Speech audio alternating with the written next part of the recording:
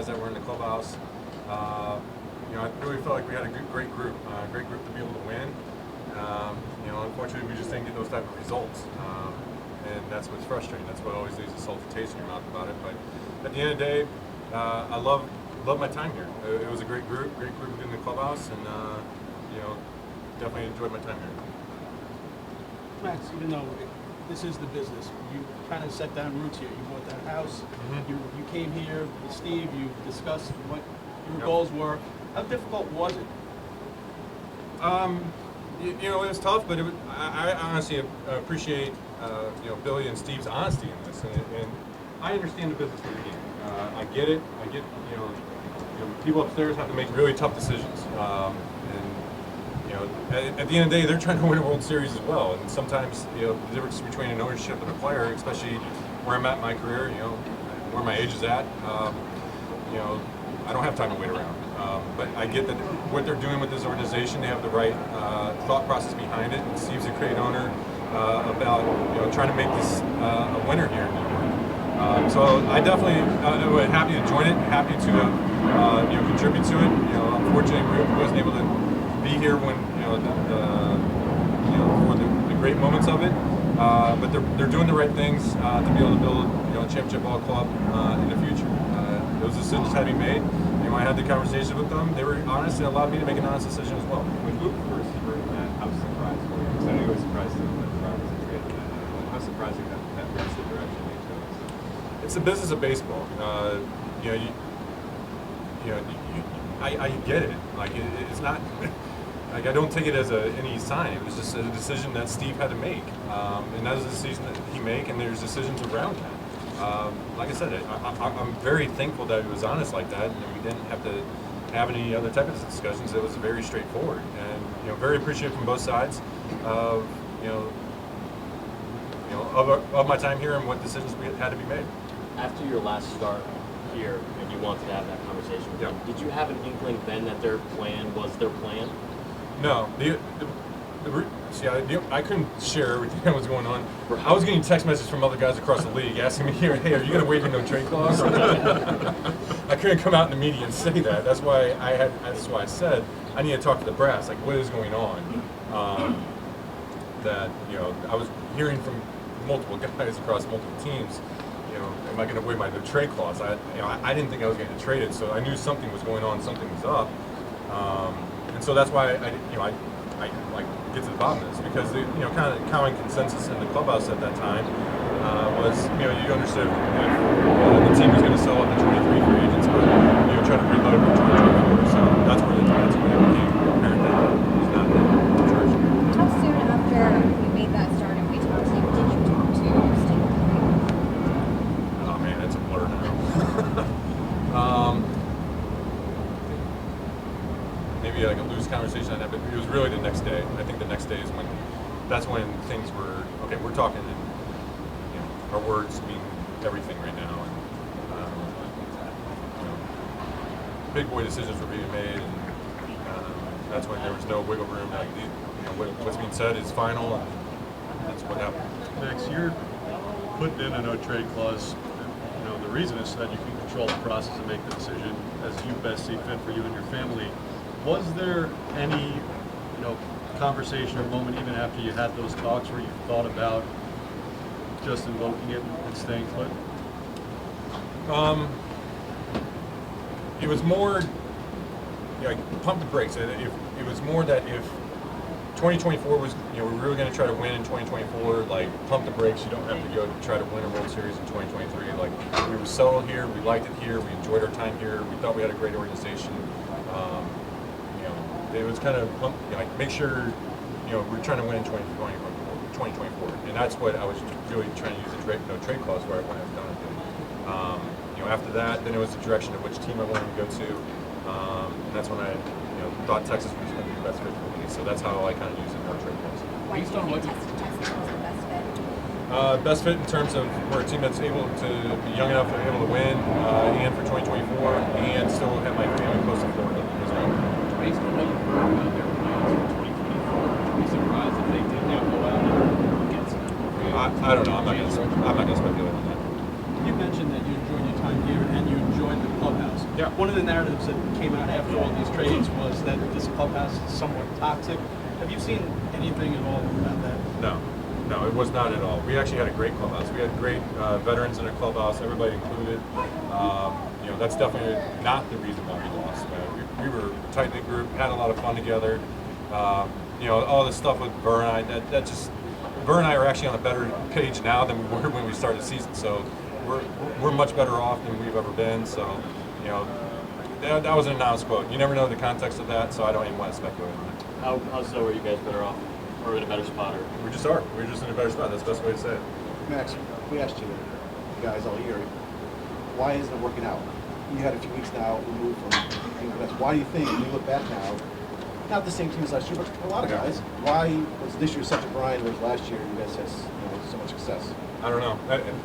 That's $1 billion question, because if you could answer that question, I think everybody would want to tell you how you actually win the year at the major level. I don't know. It was just a combination of everything. It just seemed like when we pitched, we didn't hit.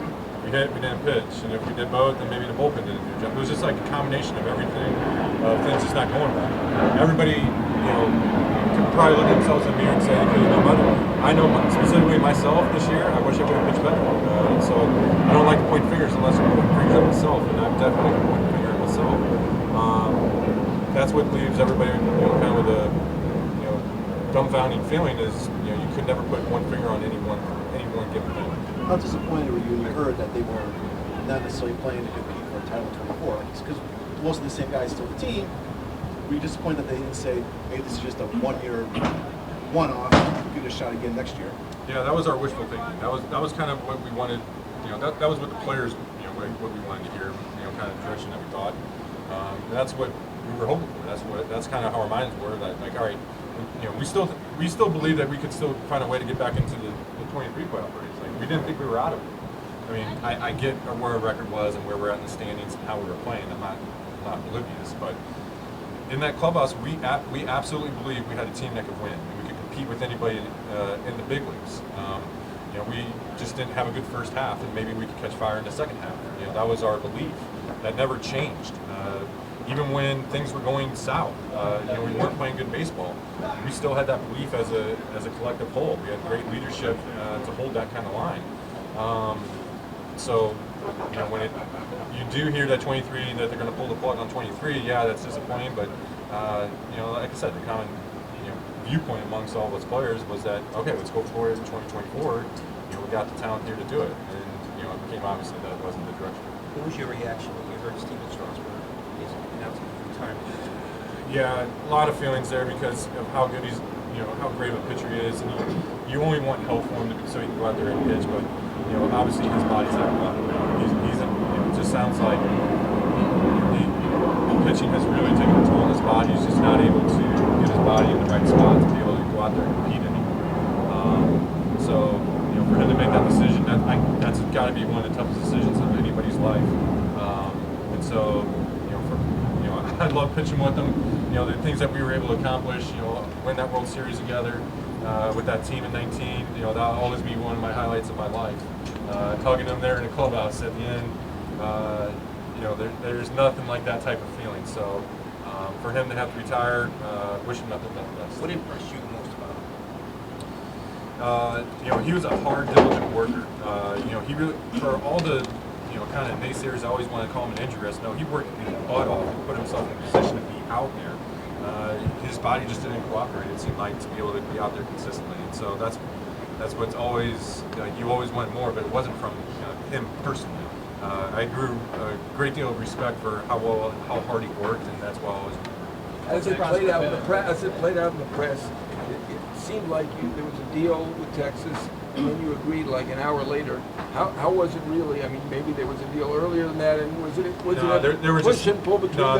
There was just small stuff going on. Okay. Was it push and pull between the convenient? I mean, the Mets were more convenient, the competitive. There was just some other stuff that was going on. There was just small stuff that you just contractually had to get rid of. That prospect of pitching with Jake again, possibly next year, look like for you? Yeah, that's exciting. Obviously this is a great team going with in 2023, and then obviously in 2024 Jake will be back at some point. So I've seen what he can do. I've had to compete against him all those years. It's fun competing against him, and I got to pitch with him for a year. I just know how great he can be when he's out there. So he definitely makes your ball go better when he pitches. How much interaction have you had with Jake since He's been in clubhouse a lot here at home, and so yeah, he's in good spirits about it. He seems very comfortable here in Texas, and you know, I just know him. I know how to mess with him and get underneath the skin, and there's inside jokes that get him, and day one it starts. So Max, we took a little bit of a tough stretch with the Rangers recently, but what do you see from this team going forward that encourages you to figure out? Yeah, I got traded over. I thought I've never seen a team higher and high. We won 8 games. We were really beating people apart, and then all of a sudden we went through an 8-game losing streak, and we were getting beaten apart. And that's just kind of baseball. You're never as high as you think you are, never as low as you think you are. And, we're now at a point where like, all right, see who we really are. Now we need to go out there for the next 10 games and really play good baseball. We're in a division race, and that's fun. So this is a good team. We got to continue to play great baseball. You have a pretty close relationship with Steve Cohen. What maybe impressed you, or what will you take away from that? You can tell he's very smart. He understands what he's doing, understands risk. His background of being in financial markets and then weighing risks and probabilities and all this. Well, that's kind of like pitching too. So there's some overlays there. He has a good mind on his of what he sees with baseball. Just buying a team, he understands the game and sees. He asks the right questions and has the right comments. So. Very impressive for an owner to be as smart as he is. Max, you've obviously been with the highs when you first got in and now with the lows recently, but what have you seen from this team that makes you think they have what it takes to win the playoffs and win this special class? Yeah, there's never one. Obviously, there's never one formula where you can say at any given point in time where you just know it. I mean, like I said, I was on the other side here, and we had that belief. Obviously, Jeff went out. I knew what that exact formula was, and worth a lot of money. Obviously, this is a great ball club here in Texas. A lot of good young players that are contributing. Our players are contributing, and now we've got a bunch of some veterans here as well. It's just going to take the right mix and get hot at the end. You got to be hot in October. You can't be cool in October and win the World Series. It's just never going to happen. You got to get hot at the end. So our best baseball has to be in front of us. What is it that you guys are having to push through right now? What? What is it that you guys are having to push through right now? What is this team having? This is Major League Baseball. Everybody's talented. Every team, there is no off night. Everybody can beat everybody. This is the grind of the season. I feel like trade deadline, give everybody a jolt, then you come down from that withdrawal. Now you got to see who you really are. I mean, this is just a chance for everybody to go out there and show who you actually are. You got to go out there and these are the big games, these are the big moments, and you got to rise up to it. Coach Bob said where's this last month like? Is this month different than you've been through? Having through a contract, get trade, playing the Nets, back here. Yeah, it's crazy. It's definitely crazy. But having an experience of trading to the Dodgers and seeing what life was like, like how difficult that is, not off the field. The major difficulty is off the field. A little experience of how to handle that. For this trade, I feel like my wife and I were handling better, but it's still hectic on my family. It's still to be able to uproot everybody, 4 kids, move down to Dallas. My wife's handling like a champ, but it's some high stress. You got another chance to play for one of those old school managers, a string of them for you. What's he been like so far for you? Yeah, it's fun to play for Butch. To be able to see, how his personality, how it rubs off on the team, how he thinks. I've always enjoyed playing for old school managers. They've seen it all. They've seen so many different, different players over the years, and what wins and what doesn't. And usually when they say something, they've probably seen that happen 5 different times over the course of their lives.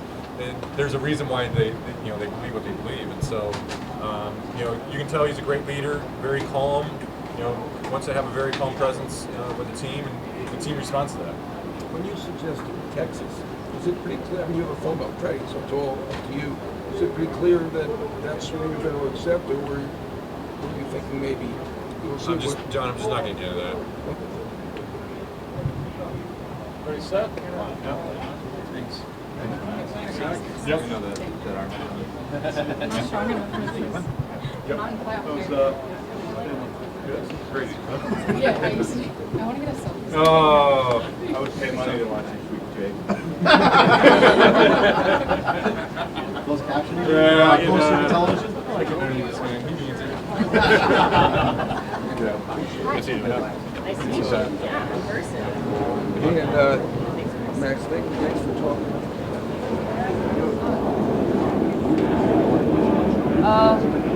What is it?